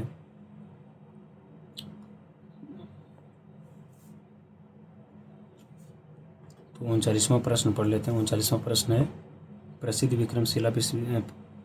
विक्रमशिला विश्वविद्यालय की स्थापना जो भागलपुर बिहार के जो किस शासक के द्वारा की गई थी। तो विक्रमशिला विश्वविद्यालय की स्थापना जो धर्मपाल के द्वारा किया गया था। कुमारगुप्त के द्वारा जो नालंदा विश्वविद्यालय की स्थापना किया गया था, नालंदा विश्वविद्यालय की स्थापना किया गया था। और गोपाल जो है पालवंश का जो संस्थापक था, पालवंश का जो है संस्थापक था। और गोपाल जो है ओदंतपुर विश्वविद्यालय की स्थापना की थी, ओदंतपुरी विश्वविद्यालय की जो स्थापना की थी, जो कि बिहार शरीफ में है।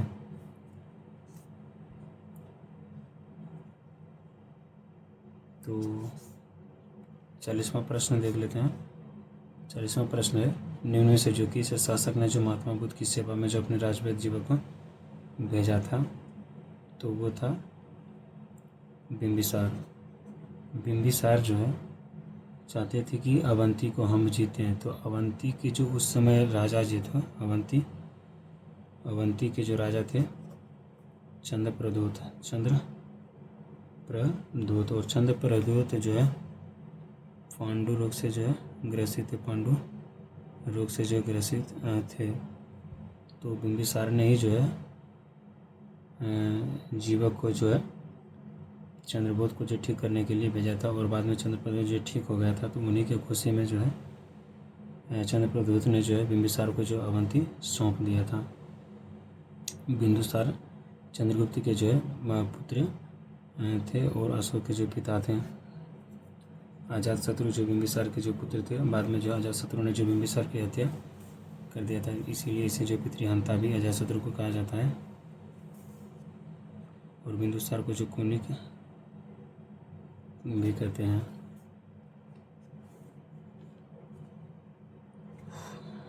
अजातशत्रु को लिख सकते हैं कि पितृहंता कहते हैं। और अजातशत्रु किसके शासनकाल में जो इब्न बतूता भारत आया था, तो इब्न बतूता जो भारत आए थे वो मोहम्मद बिन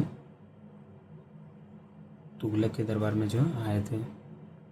यहाँ से आप कुछ प्रश्न याद रख सकते हैं जो काफ़ी इम्पोर्टेंट है।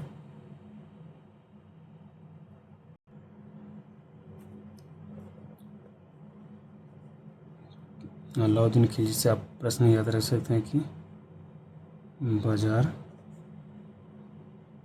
नियंत्रण प्रणाली इन्होंने चालू किया था। फिरोज शाह तुगलक जो है पंडितों पर जजिया कर लगाया था, पंडितों पर जजिया कर लगाया था। और फिरोज शाह तुगलक ने ही जो है सर्वप्रथम जो नहरों का निर्माण करवाया था। फिरोज शाह तुगलक से एक पुस्तक याद रख सकते हैं जो उनका आत्मकथा है, फतूहात ए फिरोज शाही। खुद जो है फिरोज शाह तुगलक ने जो इसकी रचना किया था। और 2-3 पुस्तक आप याद रख सकते हैं जो एग्ज़ाम के पॉइंट ऑफ व्यू से काफ़ी महत्वपूर्ण है। हम पुस्तक को यहाँ पर लिख देते हैं, यहाँ पर, जैसे कि बोल देगा तारिक ए मुबारक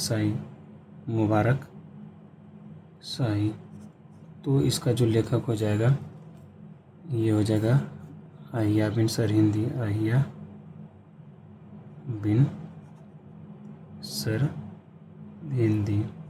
और एक पुस्तक काफ़ी महत्वपूर्ण है, तारिख ए फिरोज शाही। इसकी जो रचना जो है इसकी रचना जो है बर्नी ने किया था, जियाउद्दीन बर्नी ने किया था। ये थे कुछ महत्वपूर्ण पुस्तक। और एक पुस्तक याद रख सकते हैं तुगलकनामा पुस्तक की रचना जो है अमीर खुसरो ने किया था। तो ये कुछ महत्वपूर्ण प्रश्न थे। तो आइए 42वां प्रश्न पढ़ लेते हैं। क्या 42वां प्रश्न है, हड़प्पा सभ्यता किस प्रकार की सभ्यता थी? तो ये कौन सी युगीन सभ्यता थी? लोह युगीन सभ्यता जो उत्तर वैदिक काल को कहते हैं, उत्तर वैदिक काल को जो लोह युगीन सभ्यता कहते हैं। तारिख ए मुबारक शाही नामक पुस्तक की रचना किसने किया था? तो इसको आप ट्रिक से याद रख सकते हैं कि मुबारक दो सर को, मुबारक दो सर को, सर से आप सर हिंदी याद रख सकते हैं। और इसी में जो कन्फ्यूज़न होता है कि तारिक फिरोज शाही के पुस्तक की रचना किसने किया था, तो फिरोज से आप याद रख सकते हैं जा फिरोज जी ले, जा फिरोज जी ले, जा फिरोज जी ले। फिरोज से फिरोज शाही हो जाएगा और जा से जो है जियाउद्दीन बरनी हो जाएगा। और तारिक मुबारक शाही बोलेगा तो आप इसको ऐसे याद रख सकते हैं कि मुबारक हो सर, मुबारक हो सर। तो सर से आप सर हिंदी रख सकते हैं याद कि तारिक मुबारक शाही पुस्तक की रचना किसने किया था, तो याबिन सर हिंदी ने जो है तारिक मुबारक शाही की पुस्तक की रचना किया था। अमीर खुसरो से लिख सकते हैं तुगलकनामा, तुगलकनामा। तो निम्नलिखित में से जो किस वायसराय का कार्यकाल सबसे लंबा रहा था। और कुछ इम्पोर्टेंट वायसराय हैं जो उनका टाइम पीरियड जान लेते हैं दोस्तों। काफ़ी नींद आ रही है दोस्तों, क्योंकि हम वीडियो जो है 2 बजे शूट कर रहे हैं। तो आइए और 6 प्रश्न बचे हैं उनको भी देख लेते हैं। तो 44वां प्रश्न है, निम्नलिखित में से जो किस वायसराय का कार्यकाल जो सबसे लंबा रहा है, तो लॉर्ड हार्डिंग का जो कार्यकाल था, लॉर्ड हार्डिंग का जो कार्यकाल रहा है 1844 से 48, 1844 से 48 जो है इनका कार्यकाल रहा है। और लॉर्ड लिनिथगो का जो कार्यकाल की बात करें तो इसका जो कार्यकाल जो हो जाएगा 1936 से 43, 1936 से जो है 43 जो लॉर्ड लिनिथगो का जो कार्यकाल रहा है। लॉर्ड कर्जन की बात करें तो 1899 से जो 1905 जो इसका टाइम पीरियड था। और लॉर्ड इरविन का जो 1926 से 1931 तक। तो देख लेते हैं कि किसका टाइम पीरियड सबसे अधिक रहा है। तो 1844 से 48 हुआ तो 4 वर्ष यहाँ हुआ। 1899 से जो है 1905 हुआ तो 99 105 6 वर्ष यहाँ हुआ। लॉर्ड इरविन का 1926 से 1931, 26 38 एक 5 साल यहाँ हुआ। 1936 से 43, 36 4 40 और 3 43 7 वर्ष। तो लॉर्ड लिनिथगो का जो कार्यकाल जो है सबसे लंबा हो जाएगा ऑप्शन के अनुसार। और कुछ वायसराय की टाइम पीरियड जान लेते हैं दोस्तों। और कुछ वायसराय का जो टाइम पीरियड है, जैसे आप जान सकते हैं कि कैनिंग, लॉर्ड कैनिंग का जो टाइम पीरियड था 1856 से 62 रहा, 1856 से 62 रहा है। और वायसराय जान लेते हैं कि लॉर्ड एल्गिन प्रथम का जो टाइम पीरियड था 1862 से 63 रहा है। बुक को सीधा कर लेते हैं दोस्तों। और वायसराय जान लेते हैं कि लॉरेंस का जो कार्यकाल रहा है, लॉरेंस का जो कार्यकाल रहा है 1864 से जो 69 तक रहा है। और कुछ वायसराय को जान लेते हैं, जैसे नॉर्थ ब्रुक का जो टाइम पीरियड था 1872 से जो 76, 1872 से जो है 76 तक इनका टाइम पीरियड था। और जान लेते हैं कि लॉर्ड लीटन का जो कार्यकाल रहा था 1876 से 80 रहा था। और लॉर्ड रिपन की बात करें तो 1880 से जो है 84 इसका जो है टाइम पीरियड रहा था। और डफरिन की बात करें तो 1884 से जो है 88 इसका टाइम पीरियड रहा था। और कुछ वायसराय की बात करें और कुछ वायसराय को देख लेते हैं दोस्तों। और यहाँ पर देख लेते हैं कि और लैंसडाउन का जो बात करें, लैंसडाउन का जो टाइम पीरियड की बात करें तो हो जाएगा 1894 से जो है 99 हो जाएगा। 1888 से 94 हो जाएगा लैंसडाउन। और जान लेते हैं वायसराय जैसे कि हो गया लॉर्ड एल्गिन द्वितीय का टाइम पीरियड देख लेते हैं। एल्गिन द्वितीय का टाइम पीरियड था 1894 से 1899। और देख लेते हैं रीडिंग का जो कार्यकाल था, रीडिंग का जो कार्यकाल था 1921 से 26। और बेलिंगटन का कार्यकाल देख लेते हैं। बेलिंगटन का जो टाइम पीरियड था 1931 से जो है 36। तो ये कुछ प्रमुख वायसराय के टाइम पीरियड था जो यहाँ से जो प्रश्न बनते ही बनते हैं। तो आइए 45वां प्रश्न मेरा क्या है।